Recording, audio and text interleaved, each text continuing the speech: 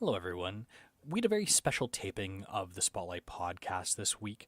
It was done live from Canada Conference in Quebec City. Because it was done live, the audio isn't exactly studio quality, and the same with the video as well. So please bear with us because it's a great show.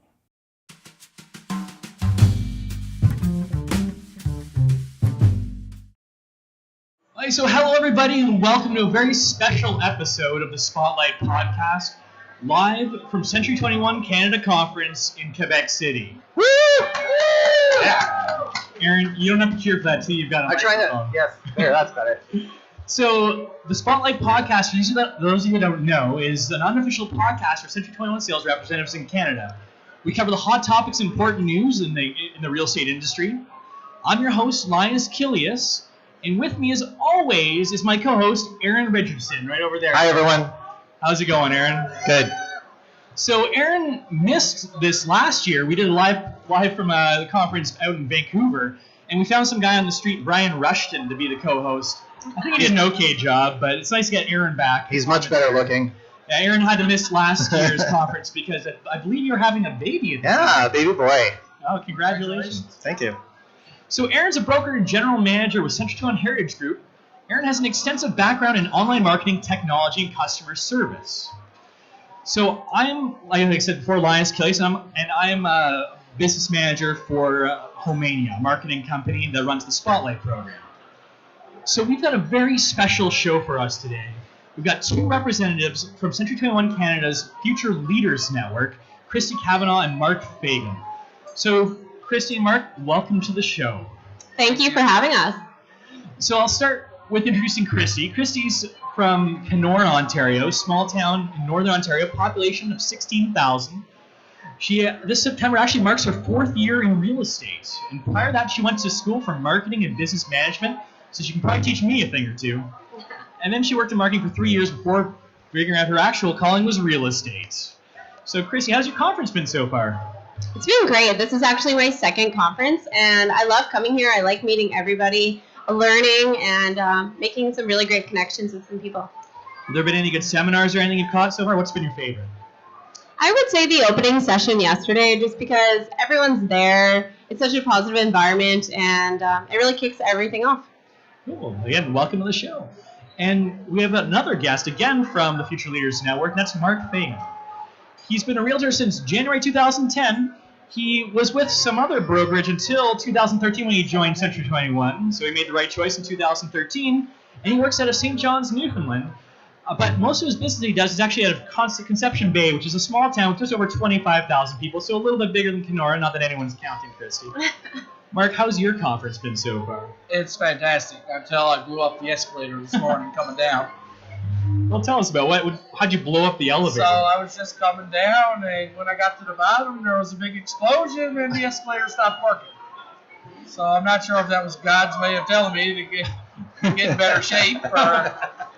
So if you're seeing the broken escalator, that's probably Mark's doing. So trying to give him too much of a hard time about it. So Mark, I understand that you had your sister just got married. Is that right? Yes, my sister got married on Saturday night, and I left the wedding at 2:30 and was at the airport by 4.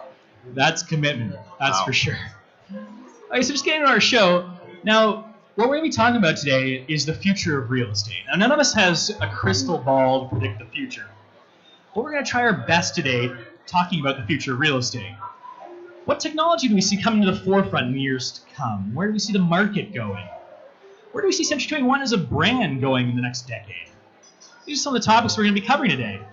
But first, like I said, two of our guests today are part of the Futures Leaders Network. So a lot of you probably don't know what the Futures Leader Network is. So I'm going to turn the mic over to Kristie so she can maybe explain what the Future Leaders Network is and her experiences with it. So I joined the Future Leaders Network maybe 3 or 4 years now. It is a group of us agents, and we're all under 35. And we kind of get together at events like this and talk about the differences in our community, and yeah. So Mark, what have your experiences been like with Future Leaders Network? I find that the best thing about the Future Leaders Network is just talking about the different things that's going on throughout the country. Like, I'm in St. John's, so I'm kind of sheltered from the bigger markets.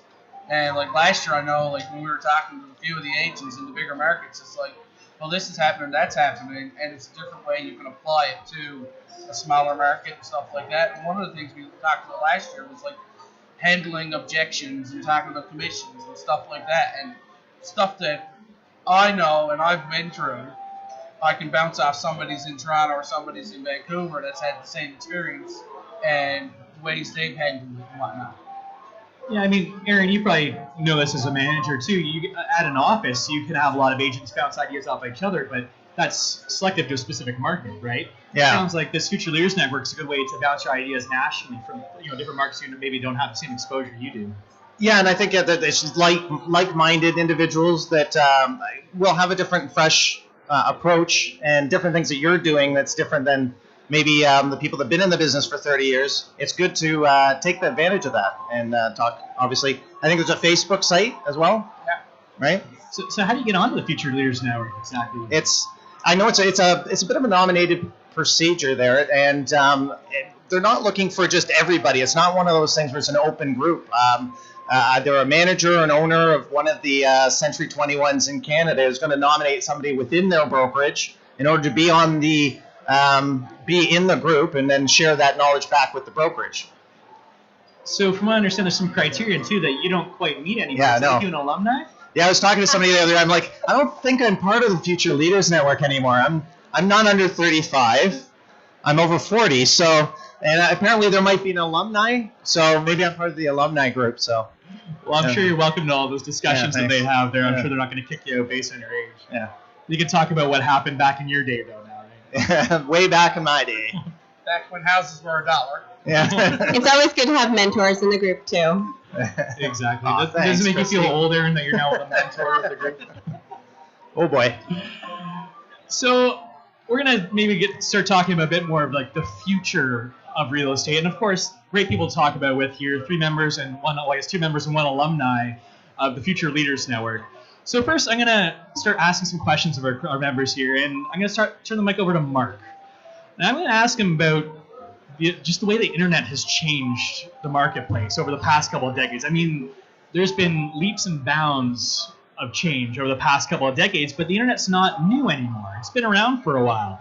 So Mark, do you think that things are kind of slowing down, or we're still seeing this rapid pace of development and technology in the marketplace with the internet? I think that technology is rapidly advancing every day, and every day there's new techniques and everything else. And for example, like when I first started a couple of years ago, that you can only have 20 odd pictures on your MLS. Now we're up to 50, so that's also snowballing into a different thing with getting into URLs and stuff like that. And what I find, clients and potential buyers have a lot more information at their fingertips than what they did a few years ago. So therefore, there's not as many sign calls, because instead of calling me, they can look it up online. They can see all the pictures. There's 3D tours and stuff like that. Like, they can pretty much walk through the house without having to open the door. Yeah, I mean, technology always has its place, but I guess I got a question for you, Kristie. Technology is something you don't want to just solely focus on as a real estate. You have to have that balance between technology and client relations too. Like, how do you see that going? Like, can you find an easy balance between the two? Can you go overboard by going too much tech, or go underboard by not going tech enough? I think you can definitely go overboard by going too much tech.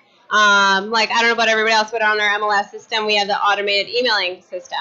So some of my buyers who are very active and looking, they get annoyed by all those constant emails.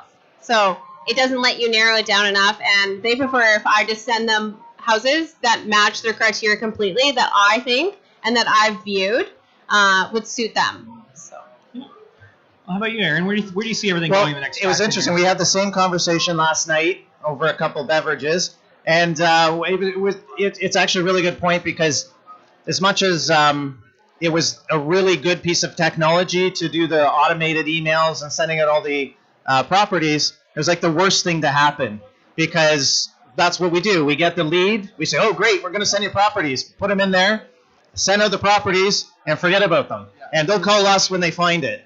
And yeah, like that. You're putting everything back on the buyer when it should be really you. Right. Reaching out to them and being like, you know what, I know you and I know exactly what you're looking for, and this is it, versus being like, set them up on your profile, never talk to them, and wait for them to call you, which is not really the way that our business should work. Yeah. Right.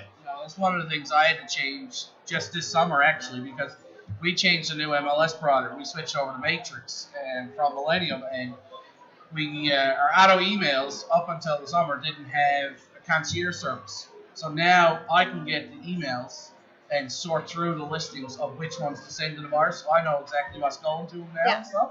So it's much better, because I used to find like I'd set them up and forget about them, just wait for them to call me, but you know, they're not going to call you unless they really want it, or they might just go drive by and call the agent. So I was losing a couple of clients. I said, you know what? Maybe I'll just email them every time I see a house. It's a little bit more personal, and it's got a little bit more of a professional feel to it. It's interesting to hear some of the things in the different boards, because the concierge series, I want to hear more about that. We at the Toronto Real Estate Board, if you're not using Collaborate with your buyers, you're losing out, because the Collaborate system took the automated emails to the next level, and now they're able to set their own search criteria up as a consumer or a client, and it gives the agent an advantage back into the value of communication, and we can like things that they see. We can you can comment. There's a lot more interaction using technology, so it's fixing the problem that we created with the prospect match. Yeah, it sounds almost like you got to be careful of technology becoming a trap. Right. Because you end up losing that Right. one-to-one service that makes the real estate agent so viable in the industry as well. Well, sorry. And I think you have to think about it too, that email should not be the only form of communication going to your buyer. You should pick up the phone, you should be texting them, you should be running into them, sending over them fact sheets, all the information that they need, and not just expect the internet to do it for you. It's funny, I thought this would all go in a technology way, but even the people you're using the technology, but you know where the pitfalls are, and you're correcting, and you're going back to the grassroots. Mm-hmm. You still have to communicate. Yeah, that's good. Yeah, because I think the biggest problem with technology is it makes us lazy and complacent. Right. Yeah. Because we assume it gets done for us. Yeah, well, one thing I've noticed too, not necessarily with real estate agents, but just with societies in general, like the younger crowd, you seem to lose a lot of people don't want to make phone calls anymore, right? Yeah. And they just want a text message and everything too. But the phone call is so personal and so important. I feel like for our industry, they got to be careful about losing sight of that in a lot of ways. So, Eryn, where do you see things going down the road then? We're talking short-term future. What about long-term future, 5-10 years? Where do you see any trends? I know it's hard to predict that far. It's hard to predict 2 years down the road, let alone 5-10 years. What do you see coming? Well, I love the techie stuff, right? And I like to play around with it. And I think it's really neat to be on the edge of it and to be progressive. So some of the things I got from a seminar earlier is a lot of effort and money is going into VR, virtual reality. So the headsets, and are we going to be able to do a walkthrough of the home almost completely at our computer? And I know that's scary, but it's kind of cool too. And so it's fun to play around with, and it's fun to say, hey, check this out. Some people go a little too far with it and say, oh yeah, no, come on over. And is it going to be, come on over, I'll show you the house, and put on the heads? Well, no, let's get out and see the house, but it's really cool. I don't know. Yeah, I guess it's a fine line for some of those technologies between gimmick and what's a gimmick and what's revolutionary, right? Like you said, we've seen these 3D interactive tours, virtual reality starting to crop up into the conversation. We've seen technologies rise and fall. I remember maybe just 5 years ago, 360 panoramics seemed to be the thing, and then they suddenly got surpassed by video, and now video is the big thing that everyone likes to see. Let's maybe delve along these 3D interactive tours a little bit more, because it's something that we do at our company. What do you think about those? Do you think they're a gimmick? Do you think they're revolutionary? What do you think? We'll start with Eryn, and we'll move through the crowd here.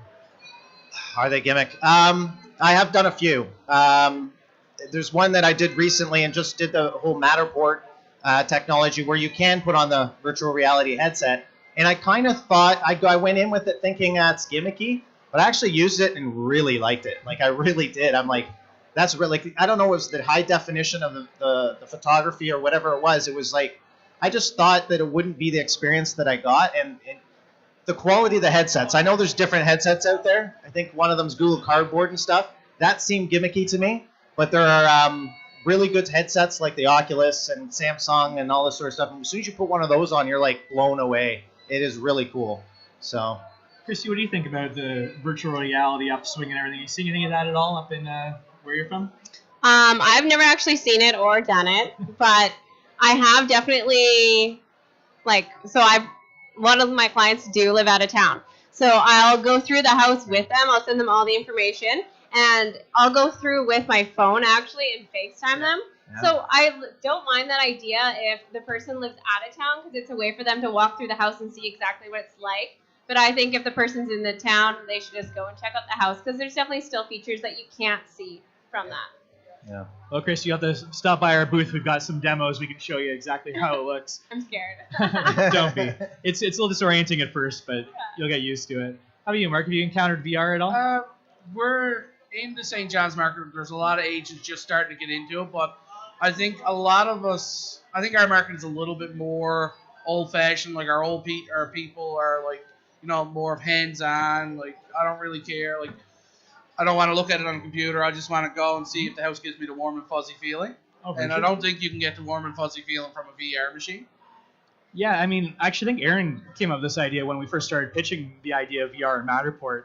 A lot of agents are like, who's going to have a virtual reality headset to look at the house? But Eryn was saying, this would be great, would be in like a mall kiosk, right? Yeah. If you have a mall kiosk at a home mall, show or yeah, if you've got like a virtual reality headset, like people walking by, like I walk by real estate mall kiosks all the time. I never get them the light of the day, but if someone had like a virtual reality set up and it was like, hey, you want to check out some new tech or whatever, I can show you a few homes right here. You can almost like walk through them as well, like using virtual reality. And that's where it is. It's technology should bridge a gap. And right now, because people are wanting to see what the new things are and what's cool, all it is an opening line. And we've been doing this in sales, I'm going to say since the 70s, although I wasn't selling when I was 2. But yeah, it's just bridging that gap, making sure that you're making a connection. So we call it breaking the ice when somebody walks in. I was in retail before, so how do you open-ended questions and stuff? Just hand them a VR headset. It's pretty cool, eh? And then you talk about anything after that. I mean, it's just an opening line.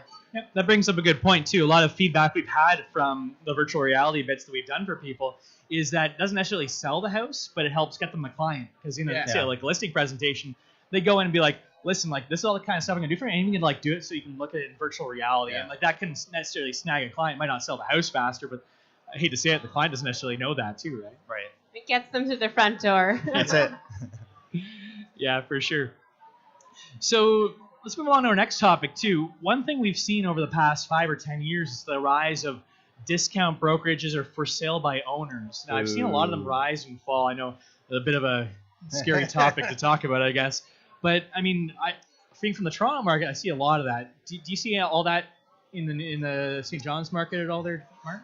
We're starting to see, like, we've got one main discount brokerage, and then we're seeing a lot of people go the property guys to sell it yourself type way. But what we're finding is a lot of people are trying it, and then full service realtors are coming in with the buyers and buying the property. So at the end of the day, they're not selling it themselves. Realtors are really selling their houses, and it's a bit of a false advertisement type thing for us, right? It almost seems in a lot of ways, this is my impression of the situation, is that it's something that's kind of peaked and it's kind of on the way down. Yeah. Is that something that you guys are seeing too? Like it was maybe a passing fad that we're getting through? There's always been discount brokerages. There'll always be different models, right? There's always different models out there. We have an area near us which typically would have a lot of, let's say, ComFree and discount brokerages and sell-it-yourself models. And they got blown out of the water by a real estate agent that came in and did everything to the nines. Everything from the folders, you got a CD, full staging, full reports, virtual tours, everything. And every homeowner in that area was like, I gotta sell with this person. Yeah. I can't compete with that doing it myself. So it's just amazing that if realtors really concentrate on doing things really, really well, we're going to win. The value's there, right? For sure. Yeah, it's funny how there seemed to be all this doom and gloom like 4 or 5 years ago with all this, but now it seems like it's like everyone just knows, like if you, as a real estate agent, show your value as like a professional, you've got the negotiation, the marketing skills, the knowledge of the marketplace, you can outshine anyone who wants to sell it on their own. Yeah. I think that's definitely been shown many times over. Yeah, and we see in our brokerage, like it's just an easy, like we find it a lot easier if somebody's already used the discount brokerage to get full commission because they went down the road of the discount, they couldn't sell their house, so they're double frustrated. So they're more willing to pay for good quality service. And they're also really happy to hire you, I think, at that point, too. Yeah.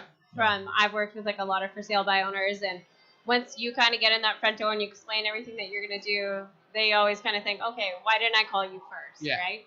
So I had a guy call me, one of the guys in our brokerage, he called me yesterday, actually, and that's what he was going to do, go list up a FISBO, basically, that he met through bringing a buyer through, and just, he brought in the buyer, and he told him, like, you know, your house needs to be at this price, and just give him a service. Didn't give him a pitch, just basically told him, like, you know, this is where you need to be, this is what you need to do. And a couple weeks later, he called him up, and he said, you know, I paid this discount brokerage $2,500, and I got nothing for it. And it was only like a $200,000 house, so the commission and 6% is $12,000. So, you know. Yeah, in a lot of ways, you get what you pay for. Yeah, I don't think I'd ever do a exactly. self-serve lawyering service. That's something I wouldn't be doing, right? No. So, like, why would you do self-serve real estate? Yeah, exactly. So, Kristie, what changes do you see in the public's perspective too? Like, do you see sellers or buyers changing down the road, especially with all this access to information we've had over the past decade or so? Well, I think it really helps buyers with all the new access to information that we do have. Like, I feel like everything that I teach my buyers, and then when they go to the banks, and just different ways that they can learn now from the internet.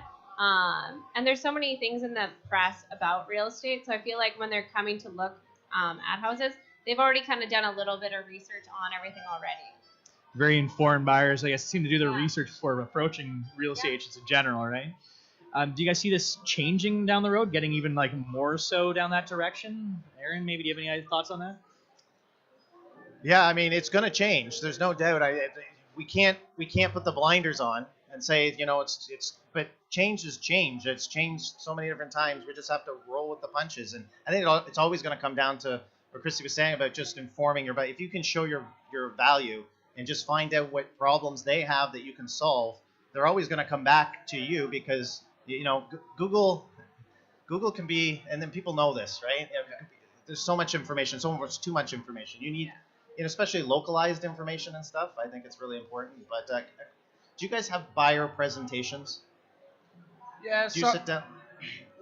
some in our office use them, but I don't, because I just don't want to feel like, I don't want the buyer to feel pressured. Yeah. I'm very, like, I don't pressure sell anyone, and it's worked for me for the last 7-8 years. So, you know, at the end of the day, I don't want to try and sell to someone on a pressure situation, and then the deal falls apart in a week's time when the finance letter is due because they got cold feet, right? And so I find with the new information, and especially the younger buyers, it's a lot harder to lock them down.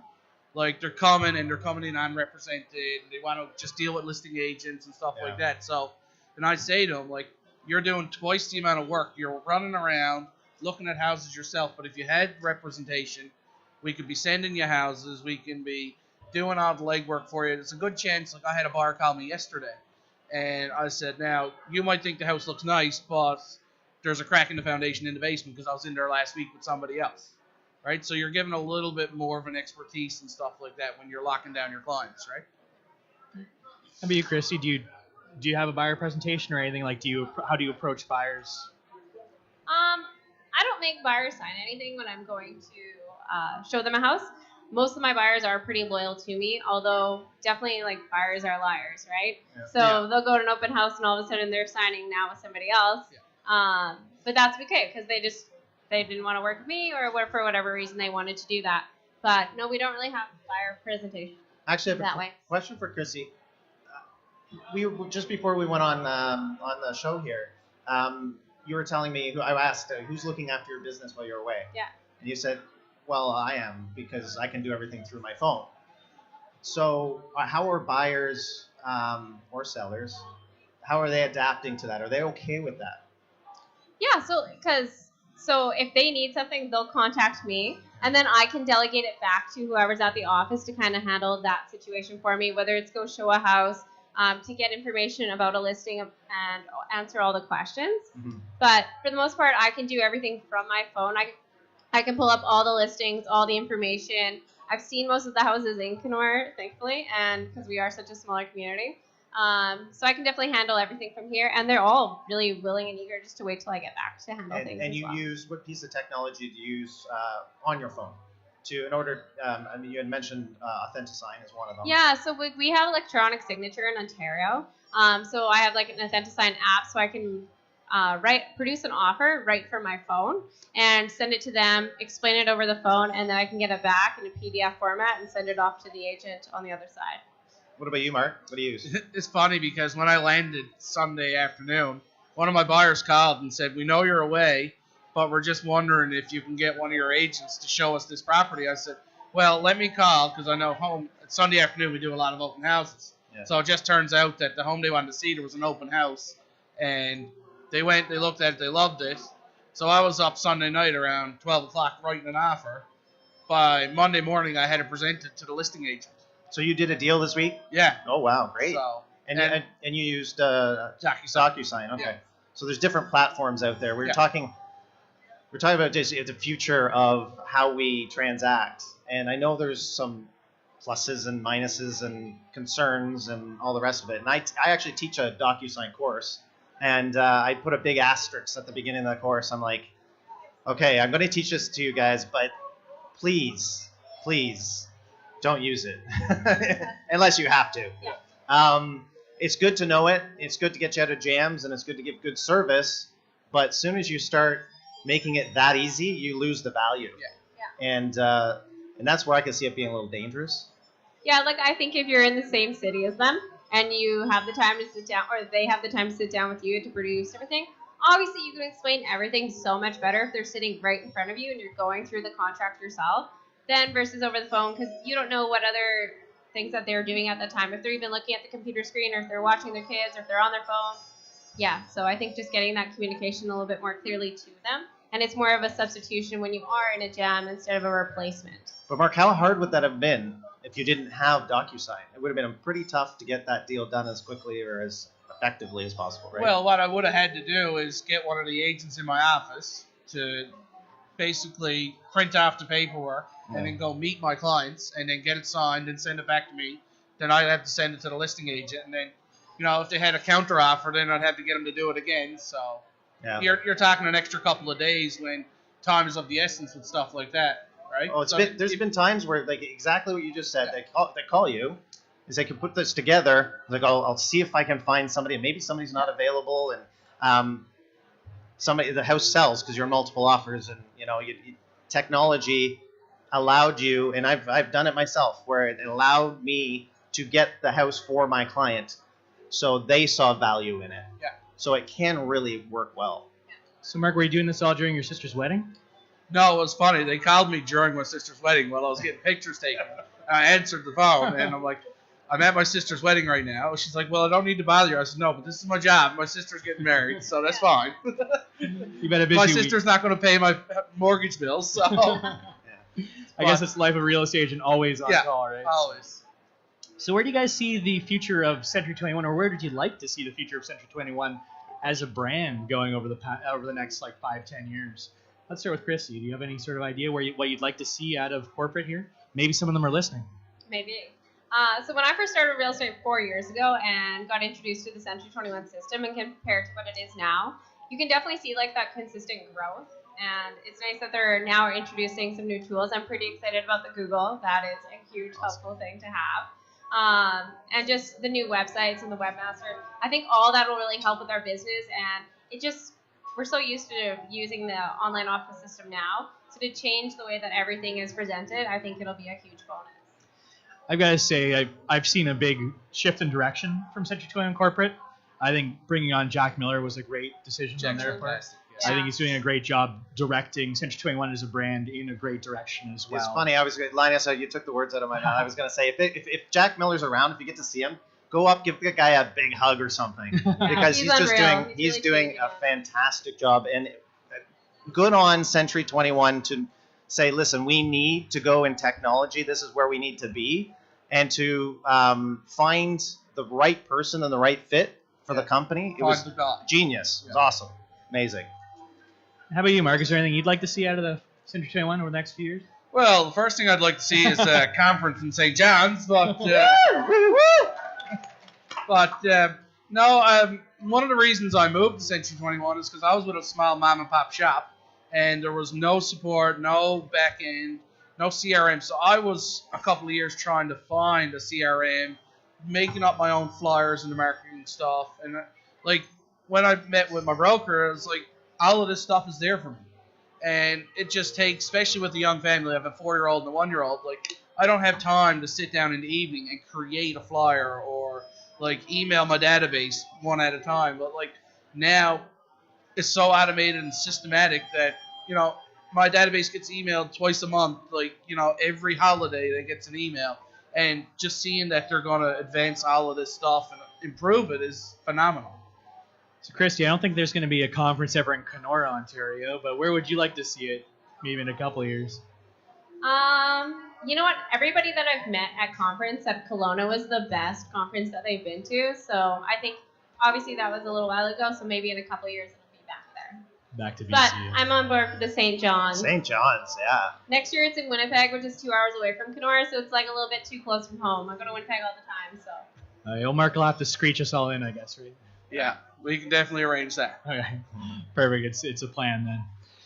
I think we're gonna wrap the show up here. This has been a great show. I love that everyone's been like chatting. I just asked a question, they started going off, the three of them, getting their real estate bubble. It was great. But I'd like to thank everyone for showing up here today. And before I close the show, I want to let everyone know this Spotlight podcast is a weekly podcast that we do. Myself and Eryn are the regular co-hosts. You can catch it on iTunes, Google Play, or wherever you happen to find your podcasts online. You can head over to spotlight.century21.ca/podcast to find this and past shows. We actually do a video component as well. We're recording it right over there. So you can watch these shows live, or sorry, not live. You can watch the video, or you can watch past shows as well. That being said, this show is brought to you by the Spotlight Marketing Program. I'm just going to get my little blurb up here because I always mess it up when I try and do it off the top of my head. So it was brought to you by the Spotlight Marketing Program. It's an exclusive marketing package available only to Century 21 sales agents in Canada. Spotlight provides agents with a comprehensive internet marketing strategy for their listings, provide high-quality HDR photography, stunning HD video tours, a cutting-edge responsive website, an extensive advertising system that helps sell your listings faster, sell them for more money, impress your clients, and generate leads. Find out why so many agents are using Spotlight by visiting spotlight.century21 today. So thanks, Kristie and Mark, for coming on the show. It's been a great pleasure having you guys on. Hope you enjoy the rest of your conference. Eryn, thanks as always for hosting with me. Thank you very much, Linus. Thanks for having us. Thank you. Thanks everyone out there for listening live. Have a great day. And thanks for all of you at home. Have a great week.